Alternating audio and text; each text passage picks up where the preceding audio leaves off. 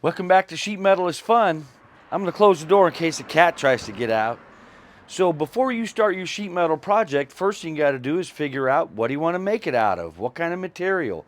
So today we're going to go over a lot of materials and you're going to find one in there that's just right for your project. I'll see you guys inside.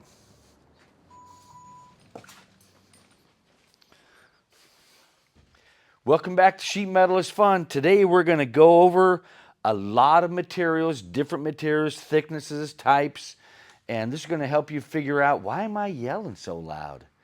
Hey, today we're going to go over a lot of different materials. Some are going to be thick, some thin, some coated, some non-coated, and you're going to find the project, the material that's just right for your project because we got a lot and we got some interesting ones, and I saved what I think is the funniest one, yeah, funny, for last. But before we get started on today's lesson, I wanted to go over, we're going to add 2 more names to our book of fabulous fabricators. If you guys have made anything from our channel, send us a picture. Sheetmetalisfun@yahoo.com. Yeah. So today we've got 2 more fabulous fabricators. We've got Chris from Churubusco, Indiana. Chris, I'm sorry if I pronounced your town wrong. So what Chris made right here, Chris made 2 things. A stick of round pipe with a crimped end, and Chris made a squared around. Oh, and the picture's upside down. Does that match real good right there, huh? Yep. Yeah. Squared around with a collar and a crimped end. Look at that. You go, Chris. From Indiana, Churubusco. And Chris is going to go on our book of fabulous fabricators. And Cliff from Walnut Creek. I want to make sure there's no glare. Can you see that real good? Cliff sent this from Walnut Creek. He made one of our soldering from the heart for his sweetheart. And look at that. There is chocolate. There's a watch. There's flower petals. Look at that. You go, Cliff. I didn't say Chris, did I? I said Cliff. All right, Cliff. Man, you rock. Now, this is our first soldering from the heart. We have one, I think, don't we have at least one more soldering from the heart? And we'll get to that on the next episode. The next episode, we're going to make a tray. We're going to add a tray to the bottom, a tray that you can pull out to the bottom of our tool tray. So, all right, Cliff from Walnut Creek, that thing is awesome. And I hope your sweetheart enjoyed it for Valentine's Day. He got it done for Valentine's Day. So we couldn't be happier. Thanks, Cliff. We appreciate it. And Chris, you guys go in our book of fabulous fabricators. Let's put that in there.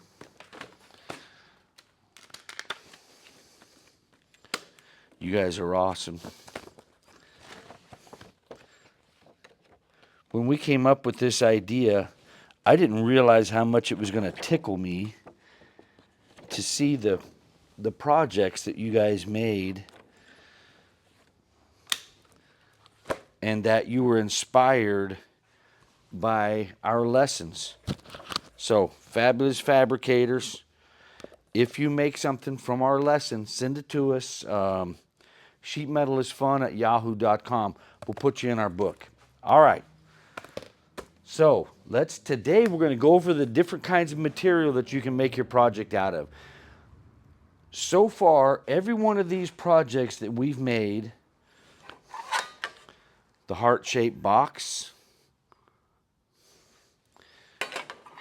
the shelf, the funnel, the organizer bin, plenum, end cap with a collar, squared around, funnel, triangle table, tool tray. Here's our first lesson, square box, square pan. Yeah.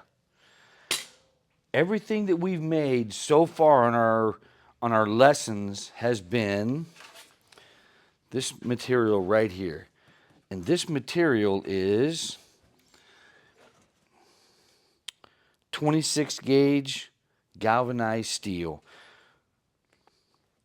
And what I did here, so what I want to do with these different materials is I want you to know if you go to the supply house looking for the material for your project, I want you to be able to go in and use the terminology that is an industry standard. Now, for our friends all over the world, is that glare? Is that angle? Which way? This way? You like that? For our friends around the world, you're going to have to look up the applicable standards in your area. But since I'm right here in California, Northern California, up in the gold country, I'm going to show you the American wire gauge standards. So this is 26 gauge galvanized. It's around 19 thousandths. The mill is allowed about a 4 thousandths variance. That can be a little thicker and it can be a little thinner. And this is 26 gauge. What I wanted to do was show you on here, whenever they're manufacturing, to make this discussion maybe a little more palatable, this is the American wire gauge, And this is the gauge. You see the different sizes around the gauge. This is an American wire gauge. So, in America, wire gauges are the same as sheet metal gauges. So, 10 gauge wire is the same as 10 gauge sheet metal. If you found 18 gauge wire, that's the same as 18 gauge sheet. So we are using the American wire gauge, but that is also, this does wire and sheet metal in America. So you could also do the Brown and Sharp sheet metal gauge, which has the same numbers. It'll tell you the gauge on one side, and it'll tell you the decimal thousandths on the other side. So, but you wouldn't use the Brown and Sharp sheet metal gauge for wire. That would be awkward, and you don't want to do that. That would be as awkward as what I just said. That was awkward. So the wire gauge in America, you're going to have to check it where you guys are listening from to find out the appropriate measuring thickness and how you call out your thicknesses wherever you're at. So that way when you go to the supply house in your area, I don't want you to go down to your supply house and go, man, I'm getting ready to make a planter box for the front of my house. And they say, what kind of material you want to use? And you go, I want something about that thick. I want you to avoid this.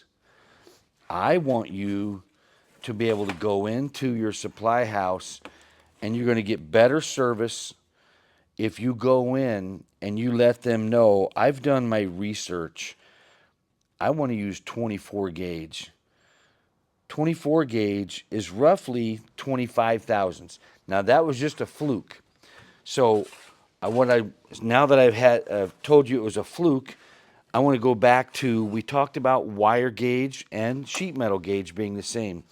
So these numbers that we're going to talk about, the thicknesses, they seem just totally random, but I want you to understand how the manufacturer makes wire, and the way they make wire, when it first comes out, it's very big. And then as they run the wire through a drawing block, every time they run the wire through the drawing block, they run it through a smaller and smaller and smaller hole. And so the number of passes they make, the more passes they make, the smaller the hole. So maybe they made 26 passes to make 26 gauge wire. Did I miss something, baby? I could swear you're giving me the look. There was just a little bit of glare. I was trying to tell you. Oh. Yeah. Should I lean it forward like this? Is that better? I think that works Oh, this is probably getting all kinds of stuff. Yeah. So lean it. All right. Yeah. So forward. Oh, that's Okay. perfect. Look at that. Look at us working on our communication skills while you guys are working on your sheet metal skills. So the numbers that we're going to use, the higher the number, the thinner the material. That's because in the factory, they may have started out with an ingot of steel an inch thick, and they run it through a set of rolls, and every time they run it through the rolls, it gets thinner and thinner and thinner. So the higher the number, the more passes it had. Was I moving it back? At some point today, I was going to say at some point today, you guys are going to meet Elsa. That's Elsa Kitty right there. Well, she's got your cord, hon. So you may have met Sammy the shop cat. Sammy the shop cat met Tom the tomcat from across the street, and then we ended up with Elsa, the additional tailless shop cat. She had 6 kittens, all of them, all Manx, all no tail. All right, so now let's get back off of cats, back to sheet metal. So these numbers I'm going to show you, so you'll know the higher the number, the more passes it had to make through the drawing block to get thinner. So everything we've made so far on all of our lessons has been made of 26 gauge galvanized. And just for your own reference, that's around 19 thousandths with a mil variance of around 4. All right, that's our first one. Now, that was 26. That's going to be our thinnest piece. Let me show you this one too. This one doesn't glare, right? There's no glare. 26 gauge electroplated. It's also 19 thousandths because it's 26 gauge. But look at the finish. Glare finish, no glare finish. That's because the electroplated is meant to take paint. So if you're going to make a project and you intend to paint it, if you can get your hands on electroplated material, whenever you make it, this is already designed to take paint.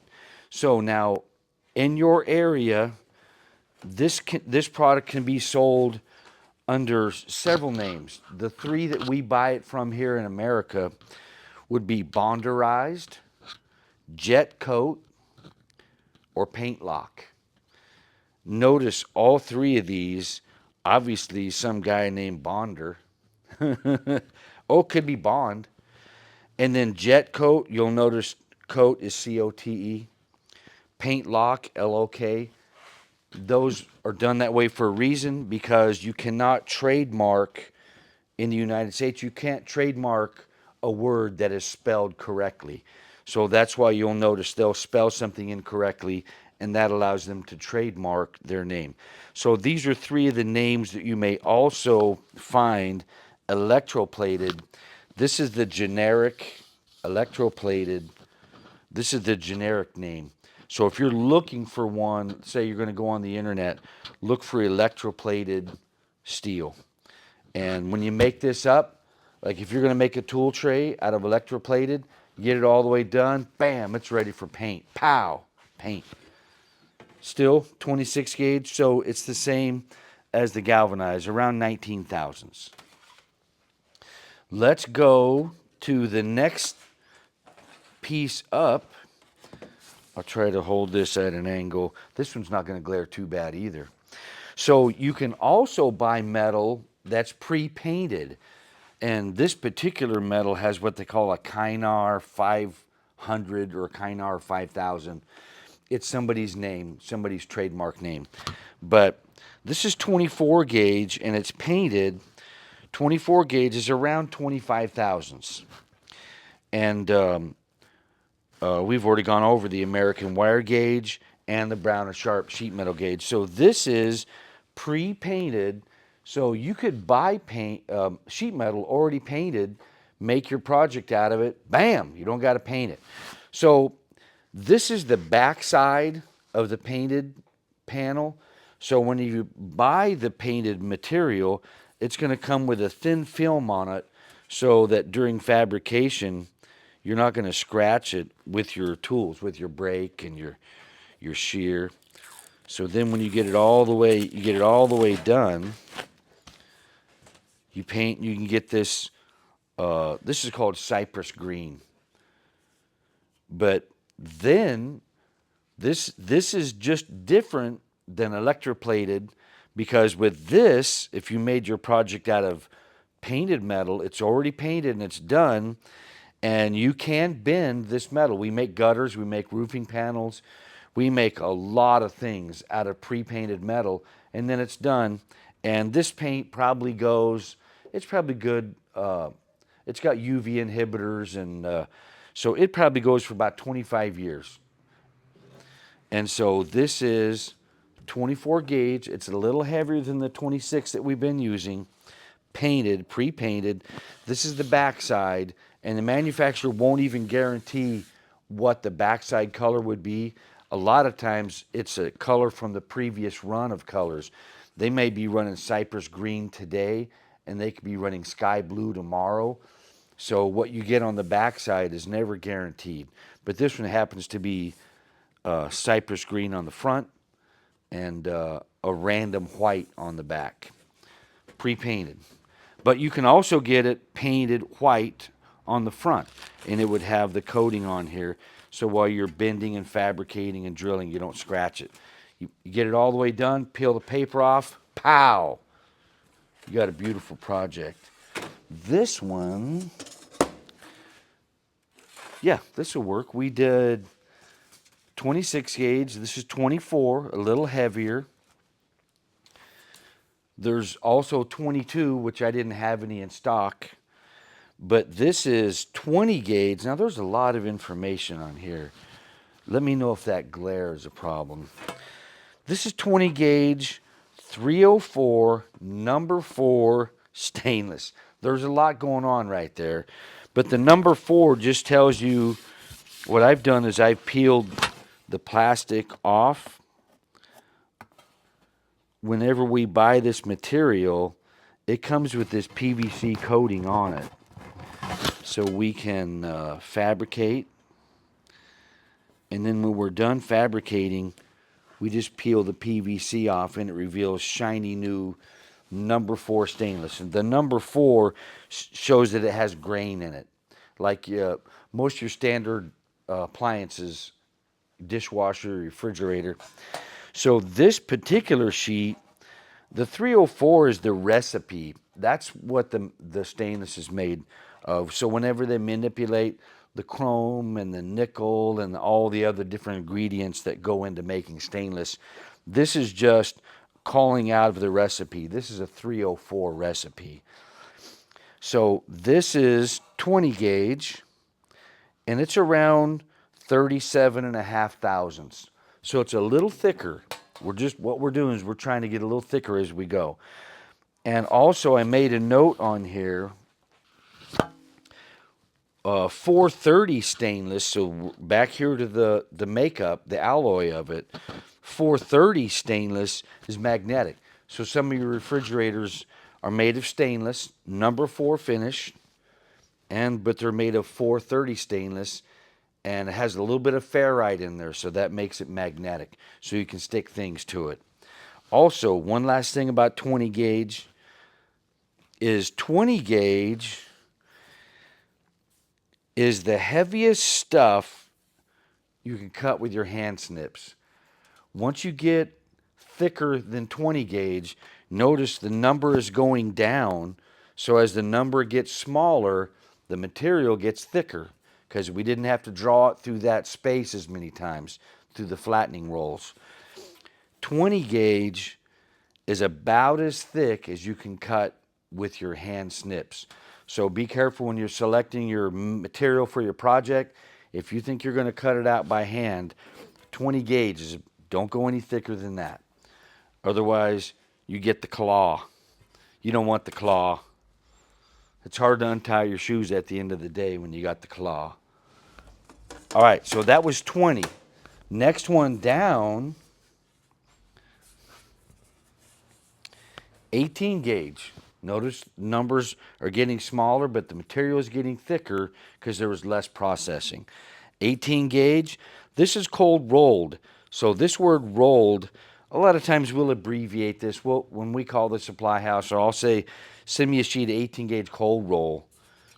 And I don't pronounce that. I'll say cold roll.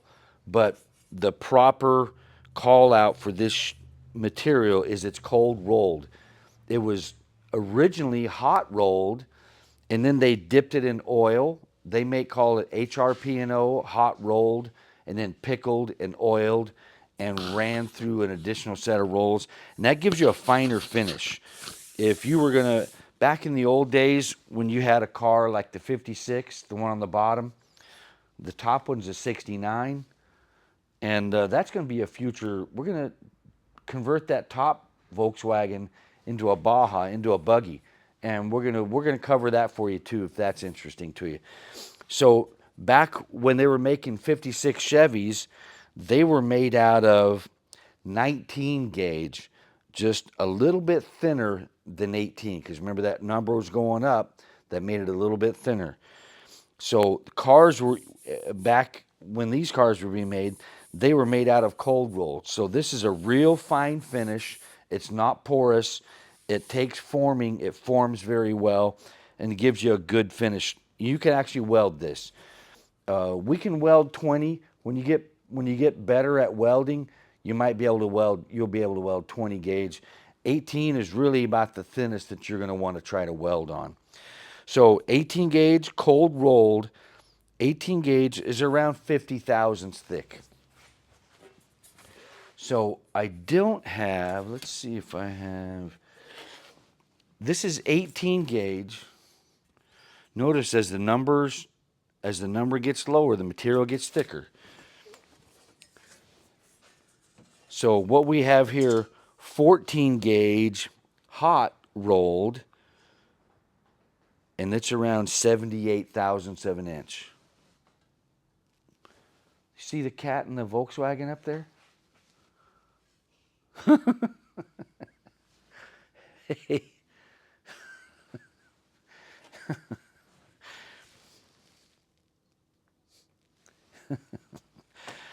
So again, notice the numbers getting smaller, so the material is getting thicker. But this is hot rolled. So this, when we talk about cold rolled, the cold rolling is an additional process on top of, this is how it comes out of the mill right here, hot rolled. It came out hot, they rolled it, they flattened it to the desired thickness and left it hot. So it's rough. It has mill scale on it, and you can see, I don't know if, can you see the different shade, the shades of the two?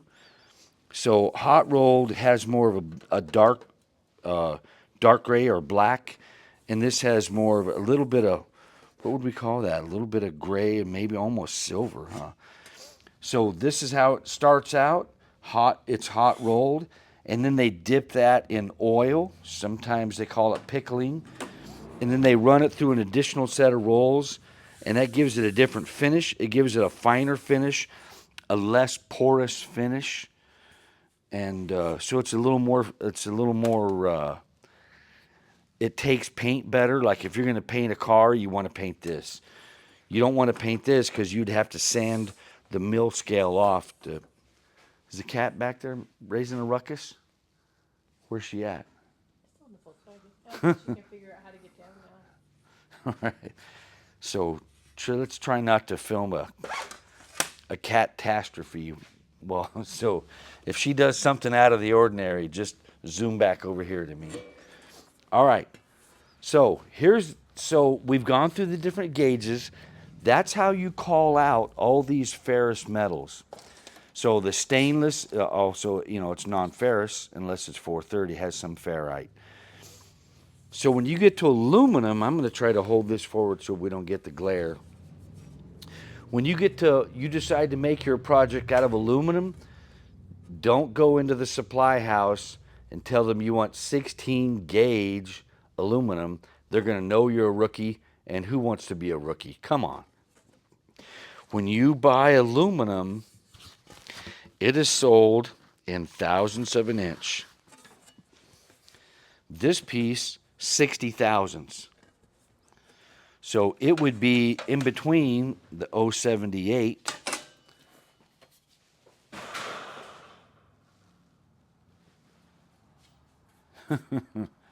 078 and 050. So 050, 060, 078. See where I'm going here? So when you order aluminum, don't call your aluminum out by a gauge. They don't sell aluminum by gauges. They sell aluminum by thousandths of an inch. So you would say, I want some 60 thousandths aluminum. And this particular alloy is just the recipe. It's what went into the material. This is 5052. And the nice thing about 5052, it forms very nice. And sometimes they'll call it an architectural grade because we can run this through any of our bending machines and it will bend. If you start getting into the 60s and the 70s, every one of these numbers is a different component of the recipe. We don't want to get that deep into the woods here. We'll get bogged down and get stuck somewhere. So every one of these numbers tells you what's in this material. So it'll go to 60 and then it'll go to 70 with two more numbers after that. Those get harder, and whenever you bend them, they will actually fracture. They're brittle. So they have an application. It's just not good for what you couldn't make a tool tray out of brittle aluminum because every time you bend it, it just fractures and cracks. So aluminum is sold not by gauge, it's sold by thousandths of an inch. This is 060. We're making a roof decoration for the top of a cotton candy trailer for the carnival in town out of this 60 thousandths aluminum. Now, I think we have got all the way down to the one that I think is the most curious of all of them. You all right, baby? And so this is a square foot of copper. Copper is not sold by the gauge. I know what you're thinking. You're thinking, I know. Copper is sold by the thousandths of an inch. Close. Copper is sold by how much does 1 square foot weigh? If they took a 1-inch square sample of the material you're buying, you're going to buy a sheet that's 3 foot by 8 foot. They weigh 1 square foot of that material, and they tell you how many ounces 1 square foot weighs. And that's how you buy copper. You buy it by how many ounces are in a square foot. So this is 1 square foot of 16-ounce copper. We also normally use 20-ounce copper. It's 20 ounce, so it's going to be thicker. More ounces, it's going to be thicker copper. And so 16-ounce copper is right around 24 gauge. It's just a little thicker than the 26 that we've been using. But don't try to purchase copper by gauge. Copper is sold how many ounces are in 1 square foot. I save that for last because I think that's the most interesting one of all. How much does 1 square foot weigh? All right, now we know how much to charge you. Okay, so I want you to look. These are some of the projects we've made. If you followed some of our lessons, you've seen these. But also, now that we've gone through materials as extra credit, I wanted to show you a couple of things. Here is a 2 by 2 by 3/16 thick angle iron. But now what I want you to see on this angle iron is look what a square corner, it has back here. Anytime you look at an angle and you see that it has a very sharp square corner right here, you'll know that it was extruded and it came out hot. So it was hot rolled. So this was made in an industrial Play-Doh pumper. I'm hoping you guys know what a Play-Doh pumper is. They pour the molten metal in there and they have a die that's shaped like this, and they push the molten material through the extrusion, and it takes on whatever shape is in that die. So when you see a square corner on the back, you'll know that it's extruded. So this is, I want you to see if you can get in here really close. I want to see these two side by side. This is a piece of 2 by 2 by 3/16. This is a piece of formed angle that we made here at the shop. But look at this radius. See this radius right here? Because whenever you bend something, you can't bend it and get a sharp corner. Whenever we bend it, we're going to get a radius around the back side of the bend. So this was formed stock. So we started out as a piece of sheet that was 4 inches wide, and we put it in the press, bent it in the middle, and made a piece of 2 by 2. So that gives you, this is, like I said, this is extra credit. I just want you to become a little bit more familiar with the material that is out there and how to recognize it when you see it in the wild. Speaking of wild, did you see that cat? All right. So square corner on the back, there's no way to bend it and get a square corner on the back, because whenever you bend it, you're going to get a big radius on the back. The last part of today, along these same lines, here's an extrusion, here's a bent plate. So I want you to look at the end of this piece of rectangular tubing and the end of this piece of rectangular tubing. You got a good look? Everybody got that? Everybody got that picture in your mind? Here's the deal. Both of these are 4 by 2. This is 4 by 2. This is 4 inches by 2 inches. So the optical illusion is created by the wall thickness. This is a 120 wall, and this is that's a 3/8. So that's a 3/875 wall. So the difference in the wall thickness actually affects the outside. And the reason the outside has a different radius is because the thinner the material is, the shorter they can make that radius. But when the material gets thicker, they need this extra radius to make that bend.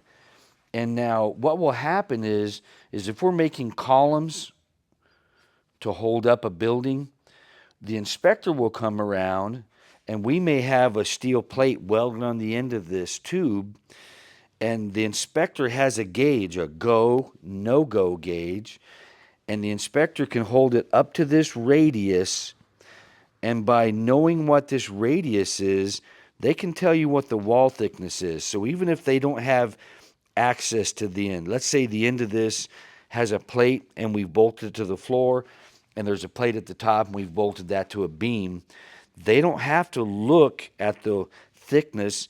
By the radius, they can determine the thickness of the tube. So you can tell when the inspector comes up, holds his tool to this, he or she can tell, the inspector can tell you how thick the wall is by the radius on the corner. Oh, one last thing on this. Like I said, these are extra credit. This is just to help you be a little bit more familiar with the materials that you may encounter in your projects. This is HREW, hot rolled, again, back to hot rolled, electric welded. This is also hot rolled, electric welded. Can you see that, baby? Mm-hmm. Hot rolled electric weld. So if you look right here, Before this was a rectangular tube, it was a flat sheet of stock. And they ran it through a set of progressive rolls, and it took that flat piece and it bent it and it bent it and it bent it. When it came back around to this seam right here, it performs an electric weld down the longitudinal seam. So you can always tell when something is hot rolled electric weld because you can spot the weld in it. I'm hoping that the glare doesn't hide that, but I've shown you the weld on both of these pieces. Here's the weld on the thin wall. Here's the weld on the thick wall. Hot rolled, electric welded, made of a flat piece of stock that goes through a set of rolls, progressive rolls. As it travels through the machine, it bends up a little, a little, a little, a little, until it bends it all the way over. And then the last thing it does is it welds that seam and welds it continuously. And I think, I might be forgetting something, but I think we've packed a lot into this. There's a lot for you to digest. Go back, maybe go back and start at the beginning and go through it again. Take notes if you want, because the material that you choose to make your project has a giant influence on how easy or how difficult. So if you came in and you got something that you can't cut with your snips, you can't bend it with the tools that you have at home, because I'm not really talking to, we are a full custom metal fabrication shop, and we got a lot of really awesome tools. But I'm really hoping that some of you are at home and you don't have all the tools, and I hope you've gone back and watched our video on how to make the tool tray with very basic tools. I want you to continue on your journey of fabrication and accomplishment and becoming more capable. So some of the things I've shown you today might be irrelevant, but I want to plant the seeds of knowledge so that if you decide to continue to move forward, when you see something, you might be at a restaurant, and when you see a piece of tube, you're going to look for the weld. You're going to look for what kind of radiuses. You're going to look and go, oh, I can tell that's a thin wall because it has a perfectly square corner. So it's a very thin walled tube. And if you have any questions, send them to us right here on the channel, or Sheet Metal is Fun. No, right?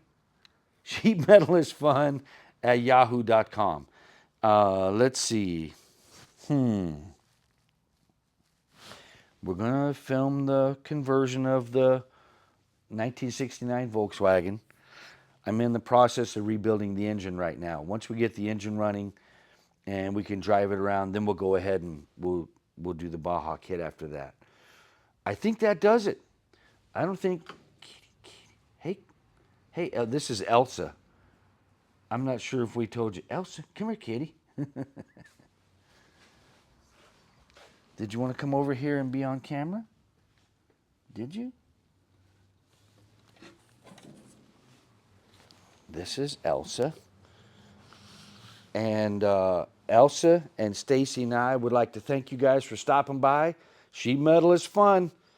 If you make something, send us a picture. We'll put you in our book of fabulous fabricators. We'll see you on the next one. We're going to put a drawer on the bottom of our tool tray. See you next time. Thanks for coming. What do you think, Elsa?